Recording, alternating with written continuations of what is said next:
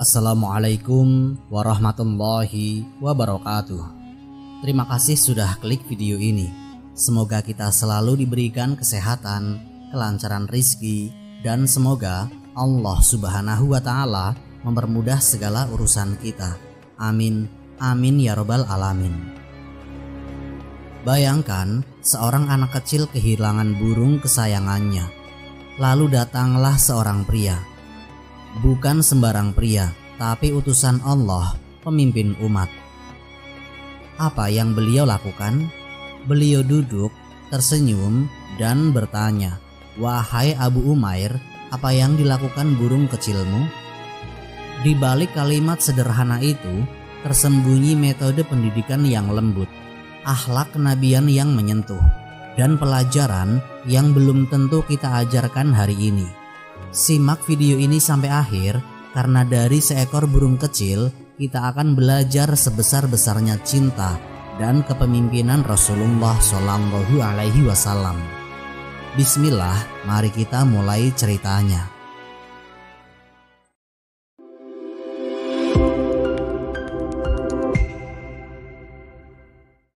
Nama kecil yang terekam abadi.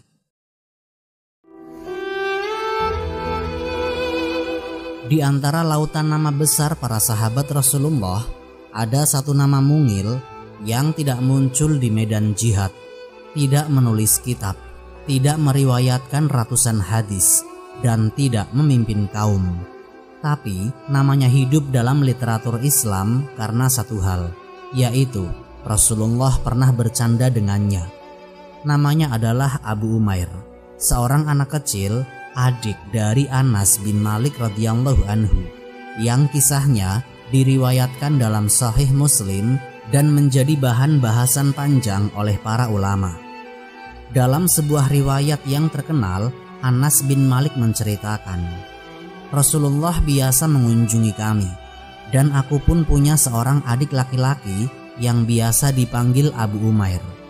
Ia memiliki seekor burung kecil yang biasa diajak bermain, yang disebut Al-Nughair. Ketika burung itu mati, Rasulullah pun berkata kepadanya dengan nada bercanda, 'Ya Aba Umair, ma fa'ala Al-Nughair?' Wahai Abu Umair, apa yang dilakukan burung kecilmu?" Hadis ini sangat pendek, hanya satu kalimat dialog Nabi. Namun, para ulama menggali dirinya sebagai pelajaran besar. Abu Umair mungkin tidak mengerti bahwa canda Nabi itu akan diabadikan selama 14 abad lebih dalam kitab-kitab hadis. Tapi sikap Rasulullah menunjukkan bahwa anak kecil seperti dia tetap mendapatkan tempat dan perhatian dalam kehidupan beliau. Bahkan ketika sang anak sedih karena kematian seekor burung kecil, Nabi tidak mengabaikannya. Beliau tidak mengatakan, "Ah, itu cuma burung."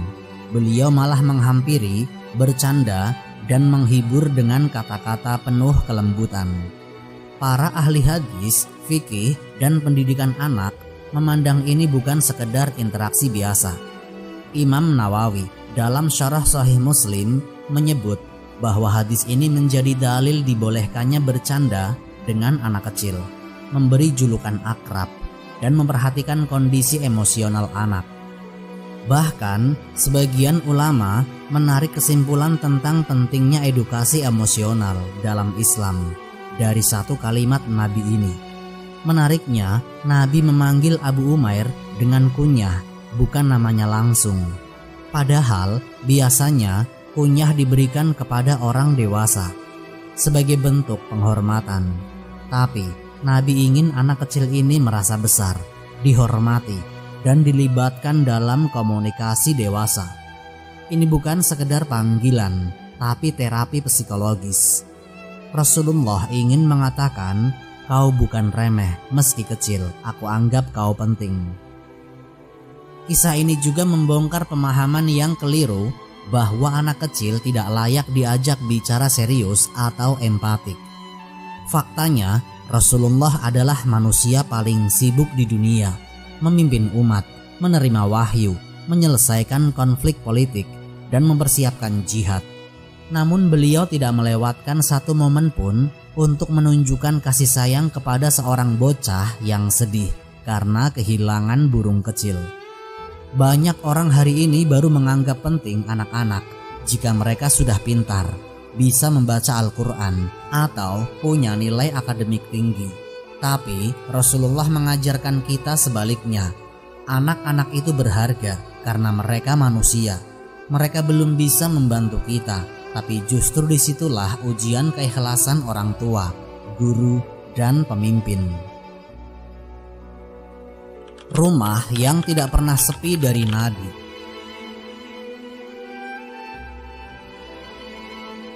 Abu Umair bukan anak sahabat besar seperti Abu Bakar Asy-Syiddiq atau Umar bin Khattab. Ia hanyalah adik dari Anas bin Malik, pelayan Rasulullah Shallallahu Alaihi Wasallam. Namun rumah mereka, rumah biasa dari keluarga Ansor di Madinah, seringkali menjadi tempat yang didatangi Rasulullah, bukan untuk urusan politik atau kenegaraan, tapi karena cinta dan kedekatan. Anas bin Malik radhiyallahu anhu sudah lama mengabdi kepada Nabi sejak usia 10 tahun. Diserahkan oleh ibunya, Ummu Sulaim, seorang wanita solehah yang mencintai Islam dengan sepenuh hati. Ketika Anas bin Malik diangkat menjadi pelayan Nabi, bukan hanya dia yang dekat dengan Rasulullah, melainkan keluarganya pun ikut mendapat limpahan kasih sayang. Rasulullah Shallallahu Alaihi Wasallam sering datang ke rumah Anas tanpa pengawalan. Tidak ada ajudan, tidak ada acara besar. Beliau datang seperti keluarga sendiri. Kadang makan, kadang istirahat, kadang sekedar duduk dan bercanda. Dalam banyak riwayat disebutkan Rasulullah berdoa khusus untuk keluarga Anas bin Malik radhiyallahu anhu. Salah satunya doa yang terkenal, "Ya Allah, perbanyaklah harta dan anaknya, panjangkan umurnya, dan berkahilah rizkinya."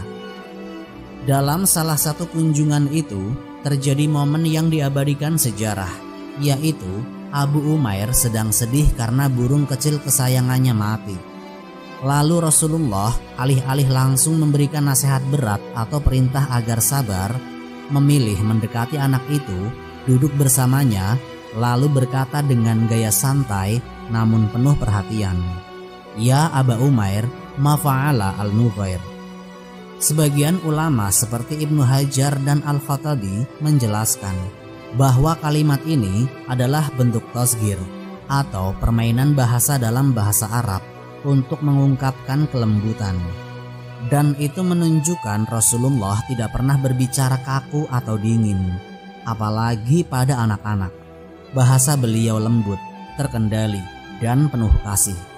Bahkan ketika sedang menghadapi anak kecil yang baru kehilangan sesuatu yang secara umum dianggap remeh.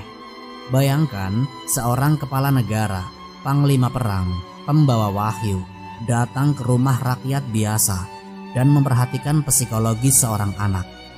Ini bukan hanya bukti kelembutan, tapi juga pembalikan dari cara kepemimpinan dunia yang hanya fokus pada elit dan strategi besar. Rasulullah Shallallahu Alaihi Wasallam menanamkan bahwa urusan kecil di mata manusia bisa sangat besar di sisi Allah jika dilakukan dengan cinta dan niat tulus. Yang menarik, tidak ada catatan bahwa Rasulullah mempermasalahkan Anas atau Abu Umair bermain dengan burung. Tidak ada hardikan, ini perbuatan sia-sia, atau larangan keras. Nabi memahami bahwa anak kecil butuh bermain, dan burung itu hanyalah bagian dari dunianya. Inilah pelajaran penting bagi sebagian orang tua dan pendidik masa kini yang sering menuntut kesempurnaan dari anak-anak, mengharapkan mereka seperti orang dewasa dalam ukuran dan kedisiplinan. Banyak ulama mengambil faidah dari peristiwa ini untuk menjelaskan tentang adab berinteraksi dengan anak-anak, pentingnya empati dalam pendidikan, dan fleksibilitas dalam dakwah. Bahkan para pendidik modern dalam dunia psikologi anak pun tidak henti menyoroti metode komunikasi yang diteladankan Rasulullah ini. Menyapa anak dengan nama panggilan positif, mendekati mereka saat sedih, dan tidak memaksakan reaksi dewasa kepada mereka. Dan yang tidak kalah indah, anak-anak kecil seperti Abu Umair menjadi saksi bahwa kasih Rasulullah bukan sekedar narasi besar dalam khutbah atau medan jihad.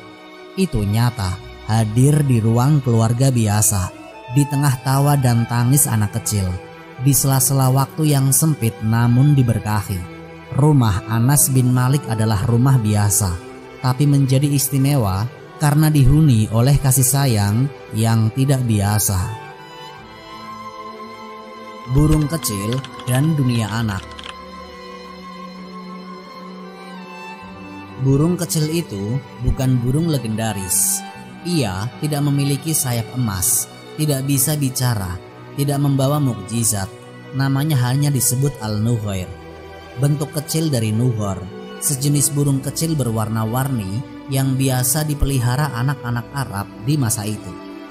Tapi dalam kisah ini, burung kecil itu justru menjadi saksi bisu dari salah satu interaksi paling menyentuh antara Rasulullah dan seorang anak kecil.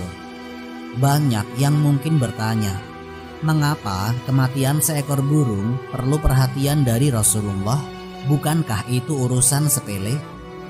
Tapi dari sinilah letak keagungan akhlak Nabi. Beliau tidak melihat dari besar atau kecilnya peristiwa, tapi dari dalamnya perasaan seseorang terhadap peristiwa itu.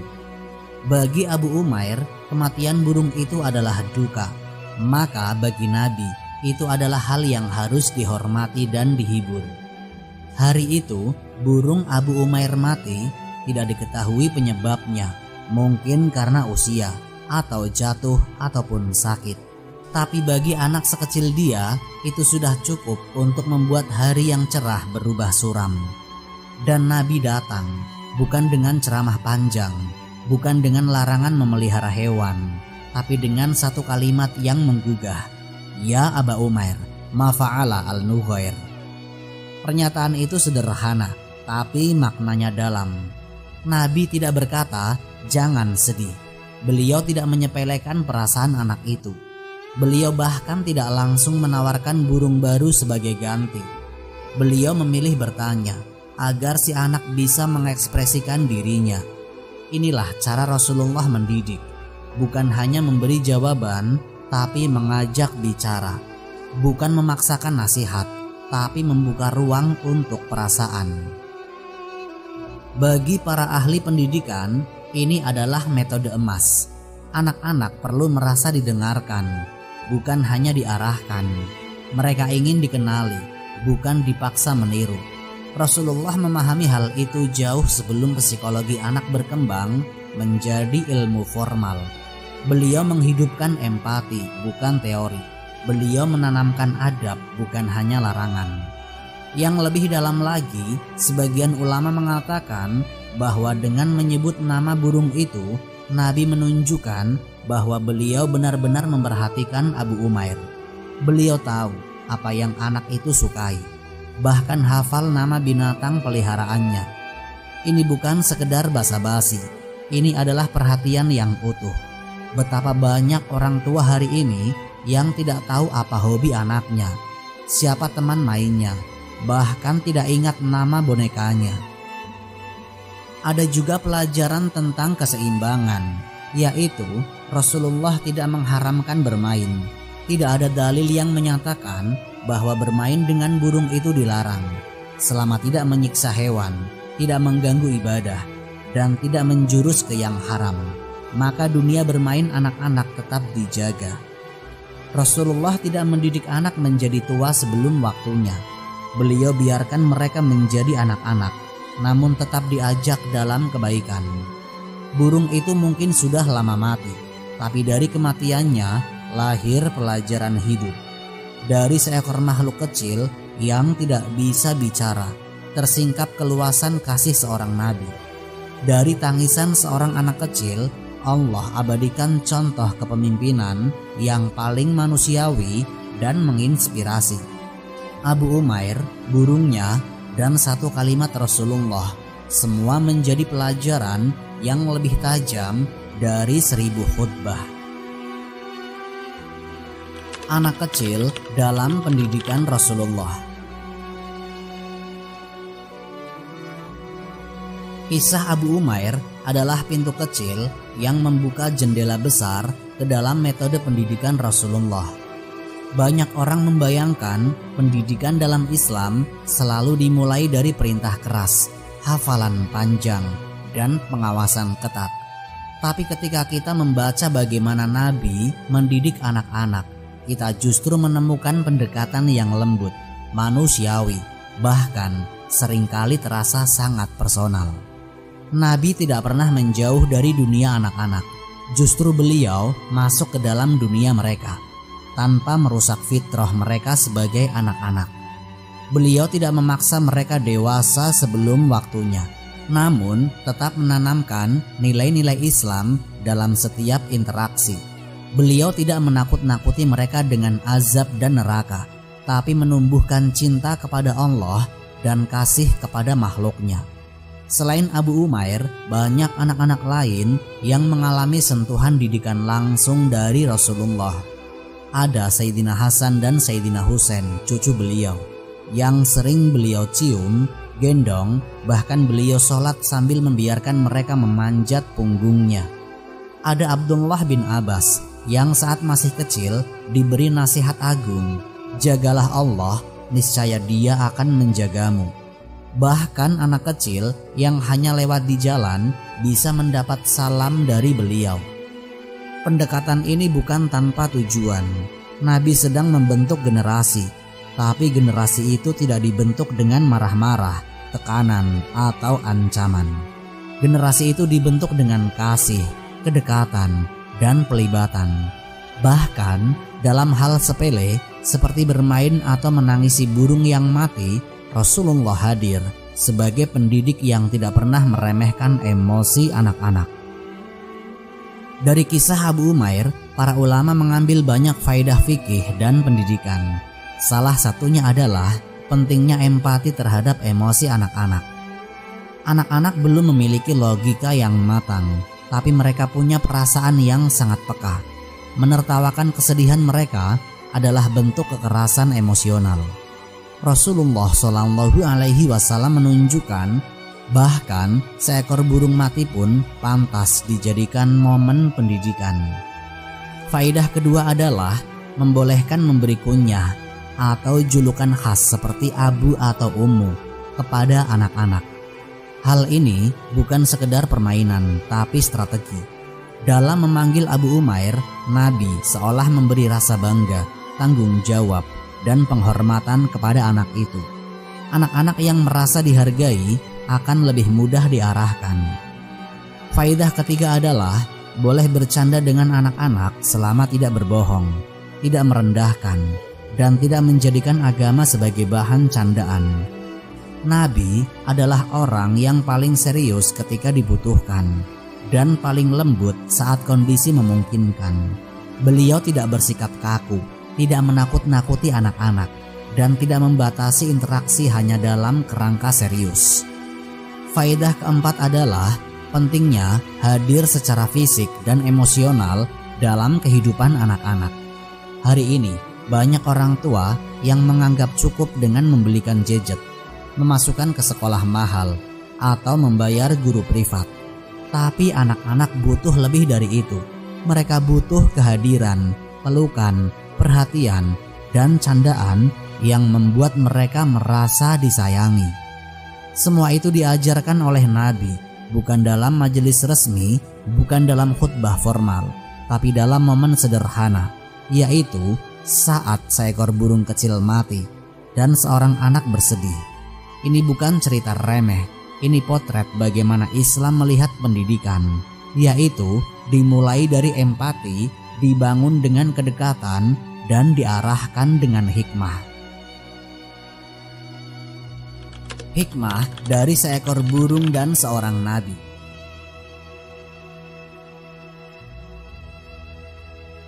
Kisah Abu Umair bukan cerita fabel, bukan dongeng anak-anak. Ini adalah fragmen nyata dari kehidupan Rasulullah yang diabadikan oleh para sahabat dan ulama hadis karena serat makna, bukan karena burungnya istimewa, tapi karena bagaimana Nabi menyikapi duka anak kecil itu dengan cinta besar. Lalu, apa pelajaran yang bisa kita ambil dari kisah ini? Banyak, tapi mari kita uraikan dengan jujur, tegas, dan fungsional. Bukan sekedar daftar, tapi nilai yang bisa diterapkan. 1. Kepemimpinan dimulai dari rumah. Nabi adalah pemimpin umat, pembawa risalah langit, tapi beliau tetap menyempatkan diri mendatangi rumah seorang sahabat biasa. Ini bukan pencitraan, ini cara beliau mendidik dengan keteladanan. Kepemimpinan yang islami bukan hanya ditujukan di mimbar atau medan perang, tapi juga dalam menyentuh hati orang-orang kecil, bahkan anak kecil.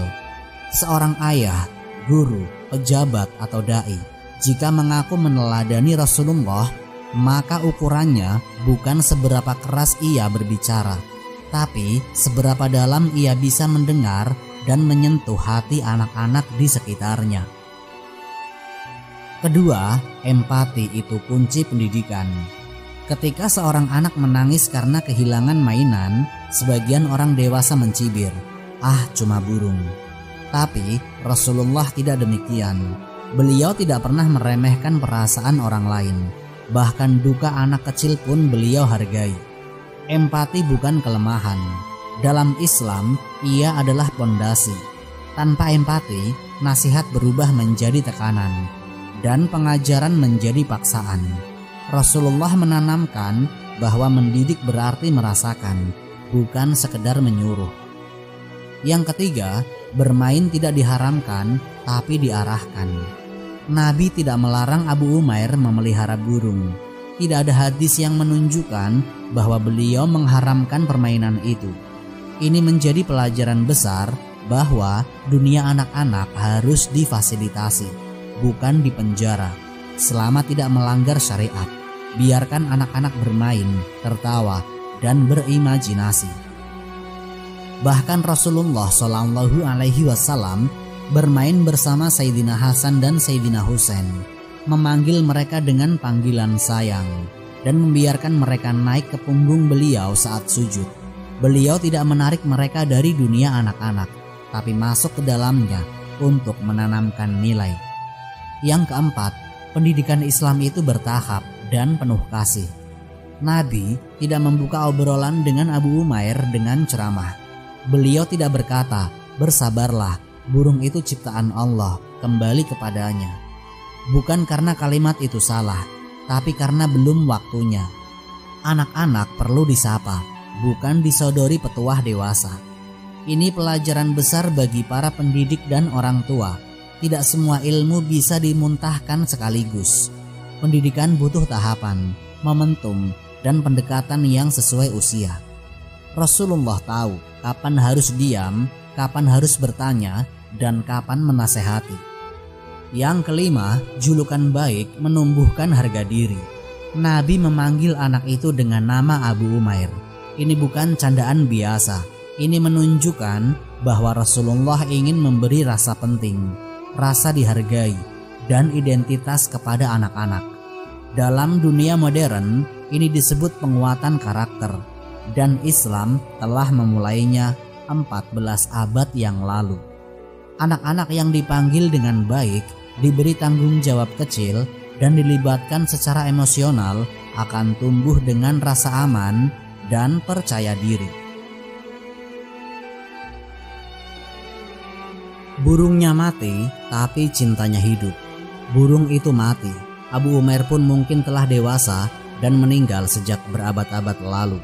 Tapi kalimat Nabi tetap hidup. Ya Aba Umair, ma fa'ala al-Nughair. Sebuah pertanyaan yang membuka mata kita bahwa agama ini bukan hanya soal hukum dan fatwa, tapi juga tentang sentuhan hati, adab, dan rasa. Inilah Islam yang dibawa oleh Rasulullah, yaitu Islam yang menyapa sebelum memerintah, Islam yang menghibur sebelum menasehati, Islam yang menjangkau bahkan jiwa anak kecil. Bagi kita yang hari ini menjadi orang tua, guru, pemimpin, atau sekedar manusia biasa yang ingin berbuat baik, Kisah ini adalah pengingat bahwa kadang satu kalimat lembut bisa lebih kuat dari 1000 perintah, dan seekor burung kecil bisa menjadi pembuka jalan menuju surga jika disikapi dengan kasih dan akhlak sebagaimana dicontohkan oleh Rasulullah Shallallahu Alaihi Wasallam. Wallahu a'lam bishawab. Semoga kisah ini memberikan manfaat dan menjadi pengingat bagi kita semua untuk terus memperbaiki diri serta meningkatkan ketaatan kepada Allah Subhanahu wa Ta'ala. Lebih dan kurangnya mohon dimaafkan. Yang benar datangnya dari Allah Subhanahu wa Ta'ala. Khilaf atau keliru itu datangnya dari saya pribadi sebagai manusia biasa. Sampai jumpa di kisah-kisah inspiratif berikutnya. Akhirul kalam, wassalamualaikum warahmatullahi wabarakatuh.